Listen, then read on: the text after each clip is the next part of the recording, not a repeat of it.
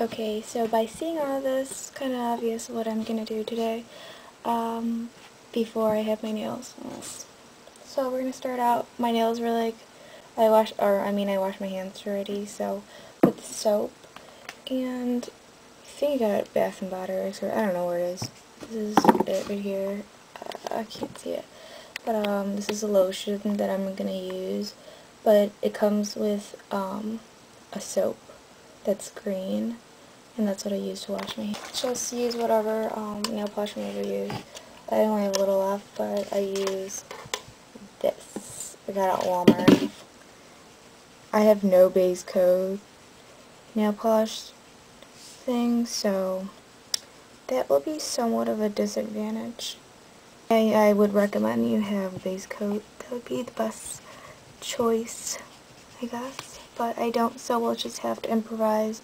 I will probably use a top coat as my base, and that will like help my nails from staining. I'll just do my right hand. So it's off.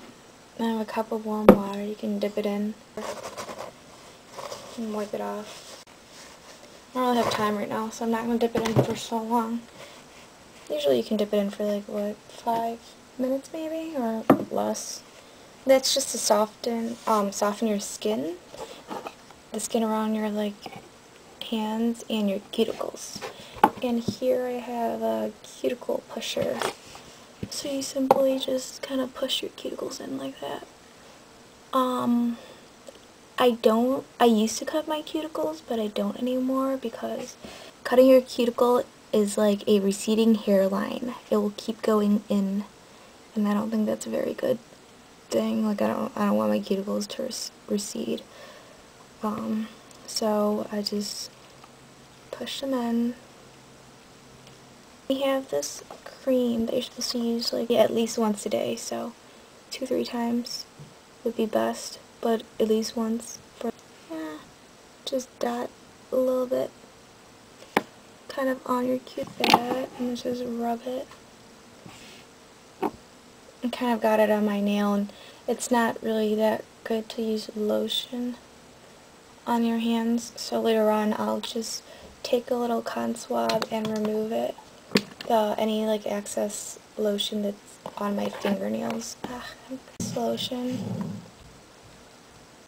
rub it all over my hand. When you go to public restrooms, instead of using paper towels, if you use the hand dryer to completely dry your hands after you wash them, hopefully you wash your hands after you use a washroom, but it's a lot better for your nails and hands and skin.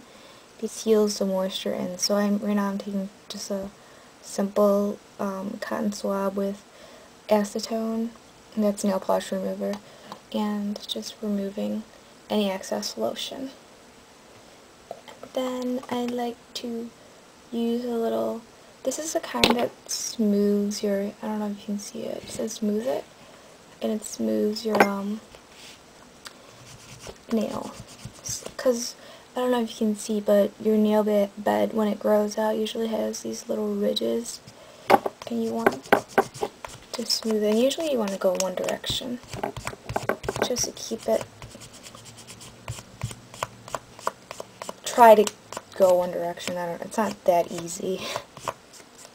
So just try to keep it really smooth on top, so when you apply the nail polish, it'll have like a flawless shiny look instead of ridges. And you should not use any Plano file, because a normal file will probably be a lot rougher, and you wouldn't want to use it because it'll hurt the first layer of your nail. So you should try to find one of those cubes that have like 4 sides to them, and there's one side that's usually white, the white side, that is to smooth the top of your nail out.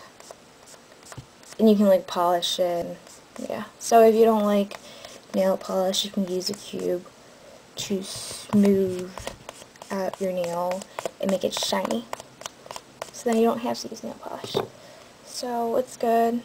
I would wash my hands, but since I don't really have the time for it, just use this swab with nail polish remover, and just clean it off. Okay.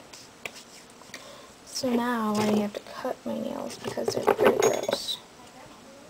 Well, you can probably, I don't know, I'm like out of order. Probably cut your nails before you smooth it, because then there'll be less nail, which would probably be a little easier for you. So, I don't want to square them out because I just don't feel like it, because everyone squares their nails out. So I'm cutting the sides a little bit, make it round, and then I'll file it later. So I'll round it off.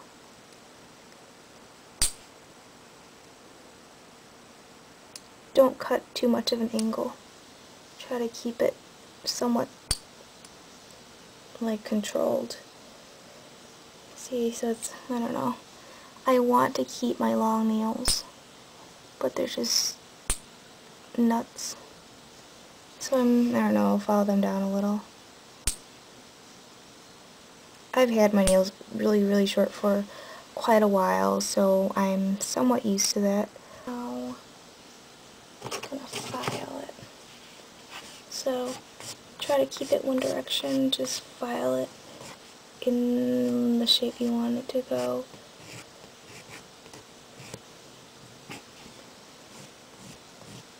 I don't know if you can see it, but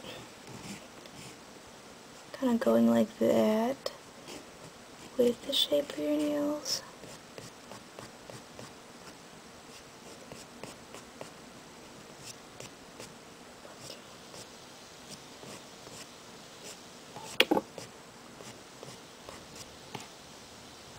So then do the rest, and kind of like keep it at this angle, and then when you do it like that, so you don't get that weird layer of skin thing that you get when you file your nails, or that excess last layer of nail closest to your skin that always like hides itself, which is really weird.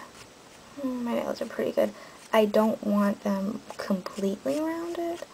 I want it somewhat rounded, so it doesn't need to be all crazy looking. I think it's semi-round. Kind of square, but kind of rounded. Alright, so this is what it looks like. That. So I have this, I don't know, it's not my recommended brand of nail polish. I usually like to use OPI, but I ran out of the OPI base, so I'll stick with this top coat for now. Just apply it on top, very thin. You try to do that 3-stroke thing.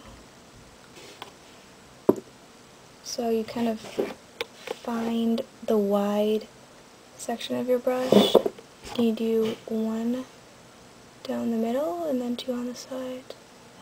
My hands are getting shaky. It's hard to paint in front of a camera like this.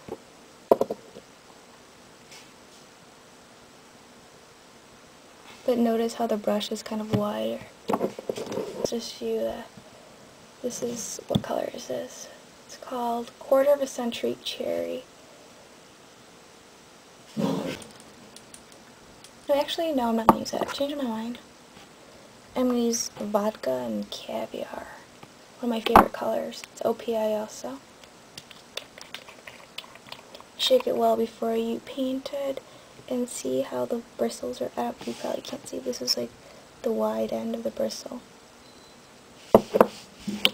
So you do 1 down the middle. That was bad. Try 2 on the sides. You can do 4 strokes if you have to. Keep it thin.